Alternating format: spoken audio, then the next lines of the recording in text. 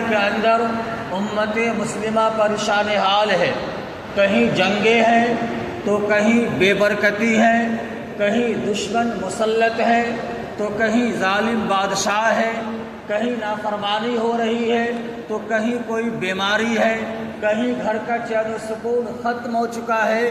الغرض ہر طرح کی پریشانیوں سے ہم دوچار ہو چکے ہیں۔ جب ہم قرآن مقدس سے پوچھتے ہیں کہ ہم پر پریشانیاں کیوں آتی ہیں، ہم پر آفتیں کیوں آتی ہے، ہمارے گھر کا سکون ختم کیوں ہو جاتا ہے، ہمیں بے برکتی کا سامنا کیوں کرنا پڑتا ہے، تو قرآن مقدس صاف اور واضح الفاظ میں جواب دیتا ہے وَمَا أَصَابَكُم مِّن مُّصِيبَةٍ فَبِمَا كَسَبَتْ أَيْدِي النَّاسِ، کہ انسانوں پر جو بھی مصیبتیں آتی ہے، انسانوں پر جو بھی آفتیں آتی ہے، انسانوں پر جو بھی پریشانیاں آتی ہے، انسانوں پر جو بھی مشکلات آتی ہے، ان تمام مشکلات کی وجہ اگر کوئی ہے بما کسبت ایدی الناس، تو وہ ہمارے برے اعمال کا نتیجہ ہے، وہ ہمارے برے اعمال کا نتیجہ ہے۔ اور یہ بھی نہیں ہے کہ اللہ تعالیٰ ہر برے اعمال پر مصیبت دے دیتے ہیں، اللہ تعالیٰ ہر برے اعمال پر آزمانا شروع کر دیتے ہیں، یہ بھی نہیں ہے۔ اللہ نے خود کہا وَيَعْفُو عَنْ كَثِيرٍ، کہ ہم بندہ کے بہت سارے گناہوں کو معاف بھی کر دیتے ہیں۔ اگر اللہ تعالیٰ بندہ کے ہر گناہ کو پکڑنا شروع کر دے، اگر اللہ تعالیٰ بندہ کے ہر گناہ پر مواخذہ شروع کر دے، اگر اللہ تعالیٰ بندہ کہ ہر گناہ پر پوچھنا شروع کر دے، تو پھر دنیا کے اندر کوئی بھی مخلوق ایسی نہیں ہے جو اس دنیا میں 1 گھنٹہ بھی جینے کا حقدار ہو۔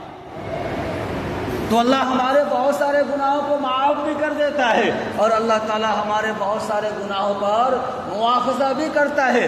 قرآن مقدس کی دوسری آیت میں اللہ ارشاد فرماتا ہے ظہر الفساد فی البر والبحر، کہ سمندر کے اندر بھی، خشکی کے اوپر بھی، سمندروں میں، زمینوں کے اوپر بھی، پورے عالم میں فساد اور بگاڑ پیدا ہو چکا ہے۔ وہ فساد اور بگاڑ کسی اور چیز کی وجہ سے نہیں، بما کسبت ایدی الناس، انسانوں کے برے اعمال کی وجہ سے۔ آج ذرا ہم اپنا محاسبہ کریں، اپنا ہم جائزہ لیں اور اپنا تجزیہ کریں، اپنے گریبان میں جھانک کر دیکھیں تو آج امت مسلمہ کی حالت یہ ہے کہ وہ نماز سے کوسوں دور ہے، اس کا رشتہ قرآن سے ٹوٹ چکا ہے، وہ سود کو جائز سمجھ رکھا ہے، دھوکہ دینے کو، جھوٹ بولنے کو وہ گناہ نہیں سمجھتا ہے، لوگوں کی ذلت، لوگوں کی عزت و آبرو کے ساتھ کھیلنے کو وہ گناہ نہیں سمجھتا ہے، شادی بیاہ کے اندر بیجا ڈیمانڈ کو وہ گناہ نہیں سمجھتا ہے، تلک لینے کو حلال کر رکھا ہے، لڑکی والوں سے مطالبہ کو حلال کر رکھا ہے، رشوت کو حلال کر رکھا ہے، سود کو حلال کر رکھا ہے۔ کون ایسا گناہ ہے جس کو ہم نے کرنا نہ کیا ہو؟ کون ایسا گناہ ہے جس کو ہم نے عام نہ کیا ہو؟ کون ایسا گناہ ہے جس کو ہم نے چھوڑ دیا ہو؟ سارے گناہوں کو آج مسلمان کر رہا ہے، اور پھر بھی یہ سوچ رہا ہے کہ ہم پر مصیبتیں، آفتیں، پریشانیاں کیوں آ رہی ہیں۔ ان تمام گناہوں کو کرتے ہوئے بھی اگر ہم پر مصیبتیں اور پریشانیاں آ رہی ہیں تو اس کا واحد جواب یہی ہے جو قرآن نے کہا کہ تمہارے برے اعمال کا نتیجہ ہے۔ اگر تم برے اعمال کرو گے تم پر مصیبتیں اور پریشانیاں آئے گی، تم برے اعمال کو اپناؤ گے تم پر آفتیں اور پریشانیاں آئیں گی، تم برے اعمال کو اپناؤ گے تم پر ظالم مسلط ہوگا، تم برے اعمال کو اپناؤ گے تم پر دشمن کا غلبہ ہوگا، برے اعمال کو اپناؤ گے بے برکتی ہوگی، برے اعمال کو اپناؤ گے گھر کا چین و سکون ختم ہوگا، برے اعمال کو اپناؤ گے زندگی میں اور زندگی سے باہر یعنی گھر کے اندر اور گھر کے باہر ہر طرح سے پریشان حال رہو گے۔ لیکن ایک المیہ یہ بھی ہے، ایک غلط فہمی یہ بھی ہے کہ ایک انسان پر مصیبت آتی ہے، ایک انسان پر آفت آتی ہے، ایک انسان پریشانی میں مبتلا ہوتا ہے، پھر وہ یہ سوچتا ہے کہ اللہ ہم کو آزما رہا ہے، اللہ ہم کو آزما رہا ہے۔ ارے میرے بھائی، آپ نے یہ کیسے سوچ لیا؟ آپ نے یہ کیسے فیصلہ کر لیا کہ اللہ آپ کو آزما رہا ہے؟ آپ پر مصیبتیں آئی ہے، آپ نے یہ فیصلہ کر لیا کہ اللہ ہم کو آزما رہا ہے۔ آپ پر تکلیفیں آئی ہیں، آپ نے فیصلہ کر لیا اللہ ہم کو آزما رہا ہے۔ ذرا سوچئے تو صحیح، آپ یہ فیصلہ کرنے سے پہلے سوچتے کیا ہمارے زندگی میں گناہ ہے یا نہیں ہے؟ انسانوں پر جو بھی مصیبتیں آئے، مصیبتوں کے آنے کے بعد سب سے پہلے اپنے گریبان میں جھانکیے، پہلے اپنے گریبان میں جھانک کر کے دیکھیے کہ ہم کون سا گناہ کر رہے ہیں جس کی وجہ سے یہ مصیبت آئی ہے، ہم کون سے برے اعمال میں ملوث ہے جس کی وجہ سے یہ آفت ہم پر آئی ہے۔ ہم نماز بھی نہیں پڑھ رہے ہیں، ہم روزہ بھی نہیں رکھ رہے ہیں، ہم قرآن سے بھی دور ہو چکے ہیں، ہم سود بھی کھا رہے ہیں، ہم رشوت بھی لے رہے ہیں، ہم شراب بھی پی رہے ہیں، ہم لڑکی والوں کا گلا دبا کر کے ڈیمانڈ بھی کر رہے ہیں، موٹر سائیکل بھی لے رہے ہیں، پیسہ بھی لے رہے ہیں، پھر بھی مصیبت کیا کر رہے ہیں کہ اللہ ہم کو آزما رہا۔ یعنی ہر طرف سے گناہ، اور مصیبت آنے کے بعد کیا کہے کہ اللہ ہم کو آزما رہا ہے۔ ارے واہ رے واہ! یعنی کبھی بھی ہم نے نہیں سوچا کہ ہمارے فلاں گناہ کی وجہ سے ہم پر یہ مصیبت آئی ہے، ہمارے فلاں بدعمالی کی وجہ سے ہم پر یہ مصیبت آئی ہے، ہم نے فلاں کرتوت کی وجہ سے ہم پر یہ مصیبت آئی ہے، یہ نہیں سوچتے ہم، بلکہ کیا سوچتے ہیں کہ اللہ ہم کو آزما رہا ہے۔ ارے میرے بھائی، اللہ ان کو آزماتا ہے جن کے زندگی میں دین ہو، اللہ ان کو آزماتا ہے جن کے زندگی میں جناب نبی کریم صلی اللہ علیہ وسلم کا طریقہ ہو، اللہ اس کو آزماتا ہے جو اللہ کے راستے پہ چل رہا ہو۔ اللہ نے نبیوں کو آزمایا، اللہ نے ولیوں کو آزمایا۔ ایسا نہیں ہے کہ ایک آدمی ہر طرح سے گناہ میں ملوث ہے پھر وہ یہ سمجھے کہ اللہ ہم کو آزما رہا ہے۔ نہیں میرے بھائی، جب اللہ سب کو آزما ہی رہا ہے تو پھر گناہوں پر مصیبت تو نہیں آنی چاہیے۔ بات ذہن میں رکھے کہ جب بھی کوئی ہم پر مصیبت آئے تو سب سے پہلے اپنے گریبان میں جھانک کر کے دیکھیے کہ اس مصیبت کی وجہ کیا ہے، اس پریشانی کی وجہ کیا ہے۔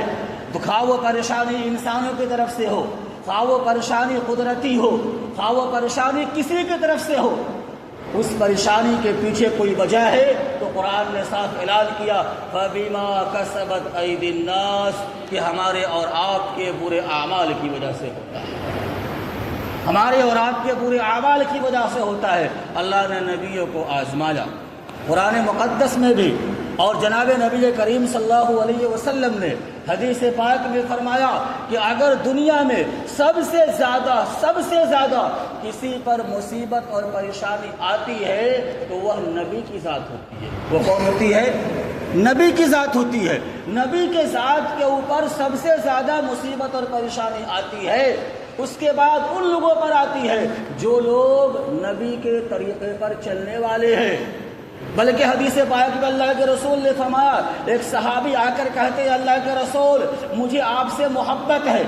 کیا کہتے ہیں؟ مجھے آپ سے محبت ہے۔ اللہ کے رسول نے کہا سوچ لو کیا کہہ رہے ہو۔ وہ صحابی پھر دوبارہ کہتا ہے اللہ کے رسول مجھے آپ سے محبت ہے۔ اللہ کے رسول نے کہا سوچ لو کیا کہہ رہے ہو۔ اس صحابی نے تیسری مرتبہ کہا مجھے آپ سے محبت ہے۔ اللہ کے رسول نے فرمایا سن، اگر تجھے مجھ سے محبت ہے تو سن لے، مصیبتیں مجھ سے محبت کرنے والوں پر اتنی تیزی سے آتی ہے جتنی تیزی سے پانی اوپر سے، بولیے نا، پانی اوپر سے نیچے آتی ہے۔ تو ہم سے محبت کرنے والوں پر مصیبتیں اتنی ہی تیزی سے آتی ہے جتنی پانی اوپر سے نیچے کو آتا ہے۔ تو وہاں کیوں مصیبت آئی؟ آزمانے کے لیے۔ وہاں کیوں مصیبت آئی؟ درجات کو بلند کرنے کے لیے۔ وہاں کیوں مصیبت آئی؟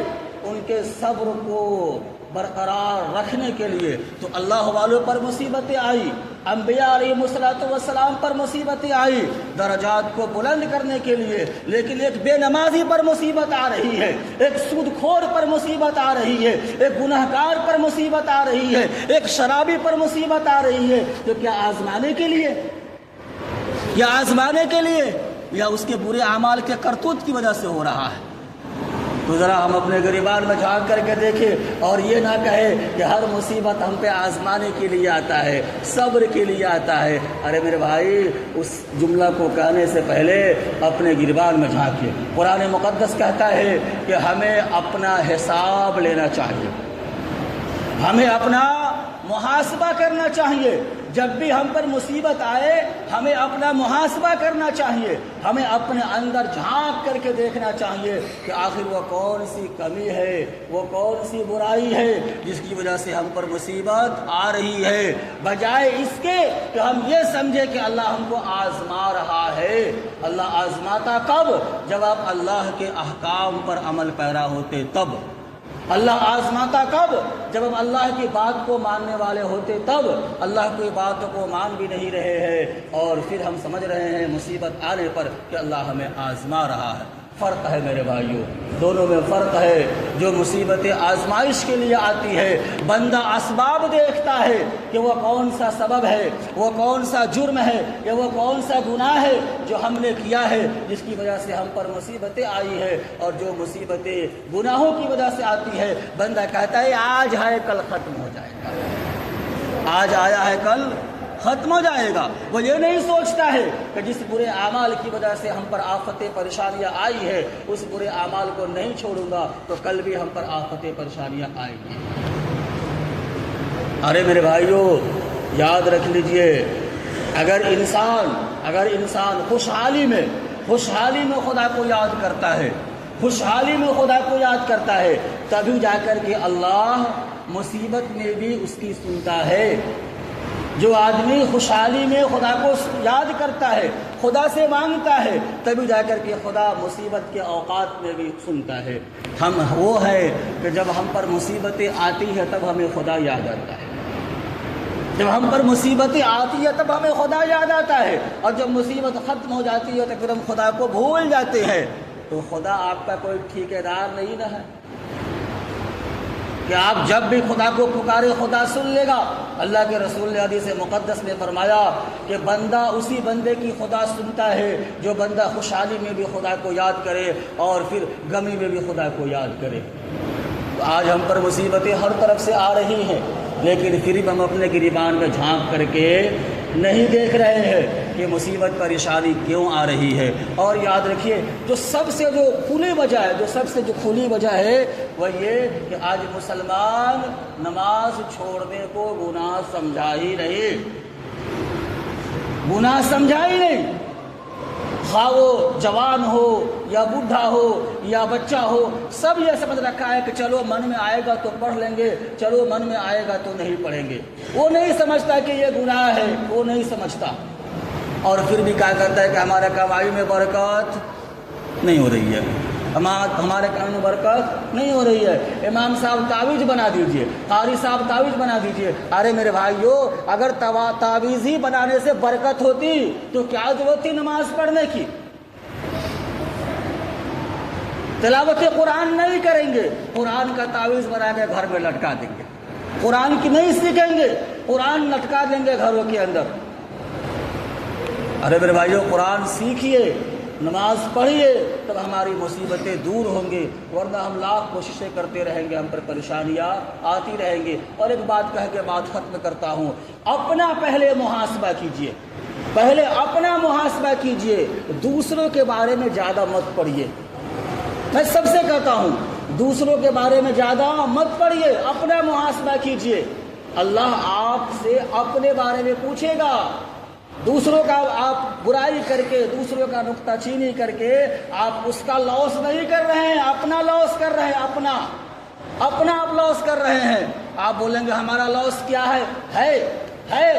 امام اعظم ابو حنیفہ نور اللہ مرقدہ ان سے لوگوں نے شکایت کیا کہ لوگ آپ کی برائی کرتے ہیں، لوگ آپ کی برائی کرتے ہیں پیٹھ پیچھے، لوگ آپ کو برا بھلا کہتے ہیں۔ امام صاحب نے کہا اس سے میرا کیا لاس ہے، اس میں میرا کیا گھاٹا ہے؟ لوگ برائی کرے، کہا کیسے گھاٹا نہیں؟